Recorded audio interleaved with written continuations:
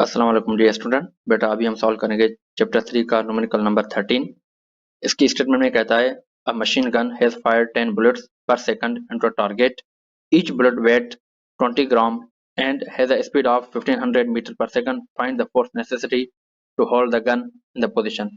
इसके कहने का मतलब ये है बेटा कि एक मशीन गन है, 10 बुलेट्स पर सेकंड के हिसाब से फायर कर रही है और एक बुलेट का जो वेट है वो है 20 ग्राम। उस एक बुलेट की जो स्पीड है वो है 1500 मीटर पर सेकंड। कहता है कि उस मशीन गन को होल्ड करने के लिए अपनी पोजीशन पे कितना फोर्स लगेगा। ठीक है बेटा, तो डेटा पे चलते हैं बेटा। तो डेटा में हमें मास ऑफ द बुलेट दिया हुआ है जो कि एक बुलेट का मास है 20 ग्राम, और अगर इस ग्राम को हम केजी में कन्वर्ट कर देंगे तो ये हो जाएगा 0.02 केजी। और उसके बाद टोटल जो नंबर ऑफ द बुलेट हैं वो है 10।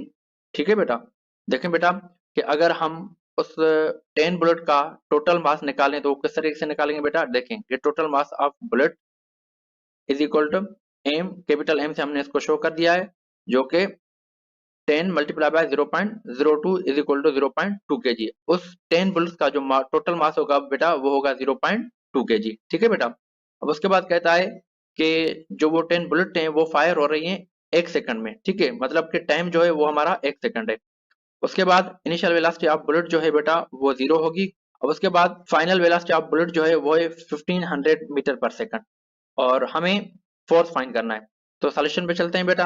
आपने एक फार्मूला पढ़ा होगा, the rate of change of momentum is called force. ठीक है, तो ये हमारे पास ये फोर्स का फार्मूला आ जाता है जो कि है चेंज ऑफ मोमेंटम। ठीक है बेटा, चेंज ऑफ मोमेंटम में क्या होता है कि final momentum minus initial momentum divide by time. ठीक है बेटा, और मोमेंटम का फार्मूला है mv।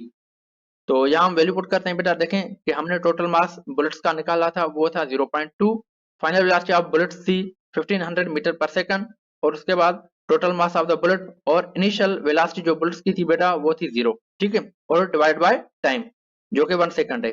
और अगर हम इन सभी टर्म्स को आपस में सॉल्व कर देंगे बेटा तो हमारे पास फाइनल फोर्स का जो वैल्यू आता है वो आता है 300 न्यूटन। ठीक है बेटा, तो इसका मतलब ये हुआ कि उस गन को होल्ड करने के लिए जो फोर्स लगेगा वो लगेगा 300 न्यूटन।